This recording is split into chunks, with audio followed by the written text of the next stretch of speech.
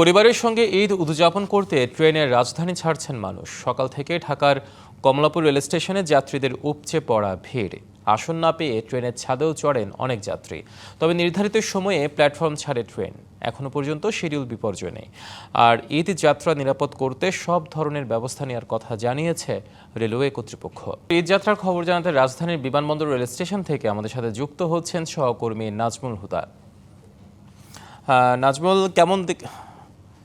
আমাদের সাথে নাজমুল আছেন। নাজমুল, কেমন দেখছেন সেখানে রেল স্টেশনে ঈদ যাত্রা মানুষের? বিমানবন্দর রেল স্টেশনে মানুষের ভিড় রয়েছে। একটু আগে একটি ট্রেন ছেড়ে গেল, বনলতা এক্সপ্রেস।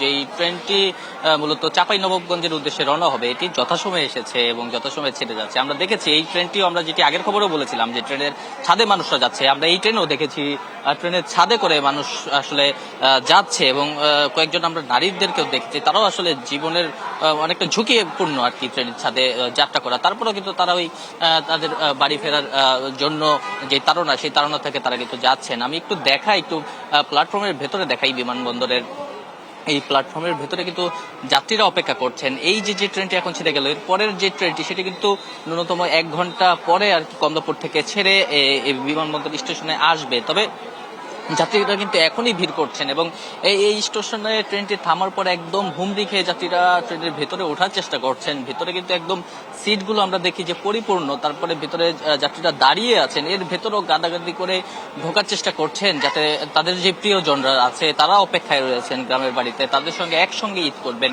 অনেক শিশুকে নিয়ে আমরা দেখেছি যে তার মা কিংবা তার বাবা আসলে কোলে নিয়ে দাঁড়িয়ে আছেন। এই যে কষ্ট, এই কষ্ট করে হলেও তারা চান যাতে ঈদটা আসলে গ্রামের বাড়িতেই বা পরিবার যারা তাদের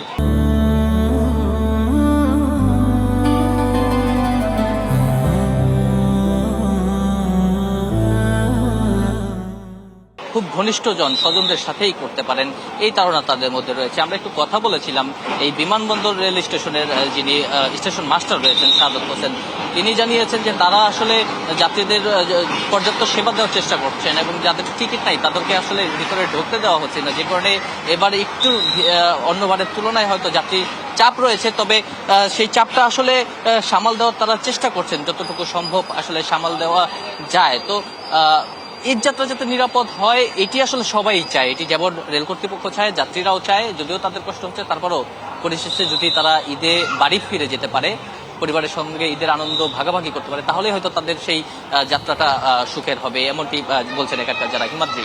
ধন্যবাদ নাজমুল।